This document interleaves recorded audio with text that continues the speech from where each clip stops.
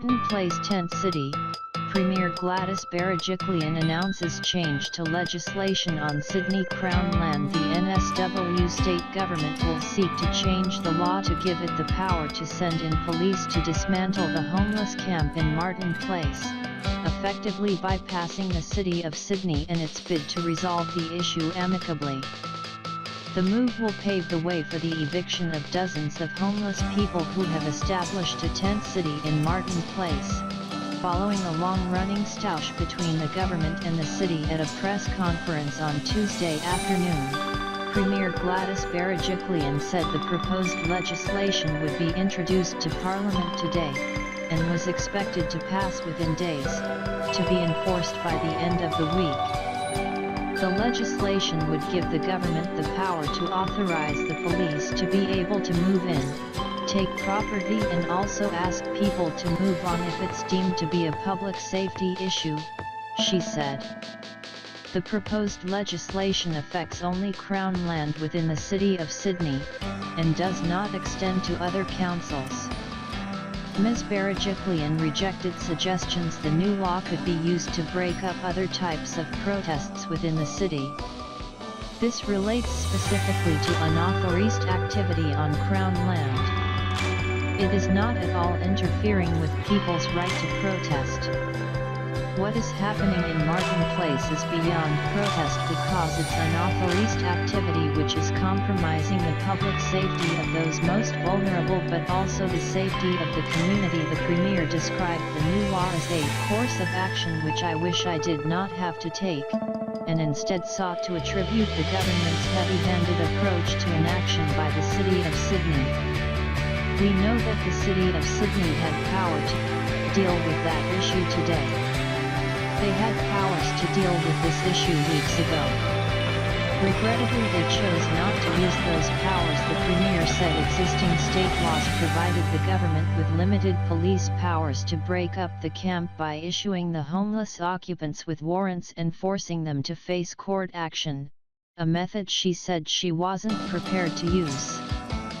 We don't have any powers whatsoever that would provide a satisfactory conclusion. The government's course of action brings to a head an intensifying political war with the council over the tent city, which emerged at the top of Martin Place in December 2016. Lord Mayor Clover Moore has maintained the council does not have the power to move people on. Ms. Berejiklian's announcement effectively scuppers the approach taken by C.R. Moore, who announced on Monday had brokered a peaceful deal with the so-called mayor of the homeless camp, Lance Priestley, to dismantle the tents and relocate to a temporary safe space.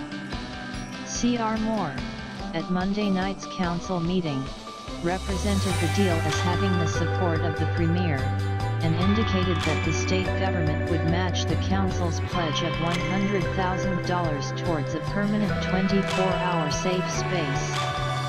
However, the deal was immediately rendered flimsy amid confusion about whether people could sleep at the space, and lack of certainty over where the two spaces, temporary and permanent, would be located. 3 council trucks arrived at the site in the early hours of Tuesday to move some of the inhabitants' belongings to storage, but Mr. Priestley said the group wouldn't move until the safe space was identified. I have no address for it. I have no sense of where it is, or anything, he said. On Tuesday, Social Housing Minister Prue Goward rejected any suggestion the deal had been agreed to by the state government. I have no idea what Clover Moore is referring to. I certainly know that we won't be dealing with an unknown site, an unknown service provided by an unknown provided to do unknown things for homeless people, Ms. Goward said. Instead, Ms. Goward said the state government would work with the Wayside Chapel in Potts Point to extend its operations to 24 hours a day to provide a safe space for the city's homeless.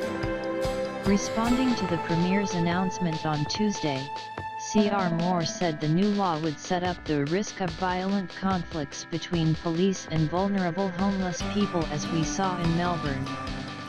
She urged the government to refrain from sending in police until the council had processed the request to extend the Wayside Chapel's operational hours, which it would do so urgently, she said.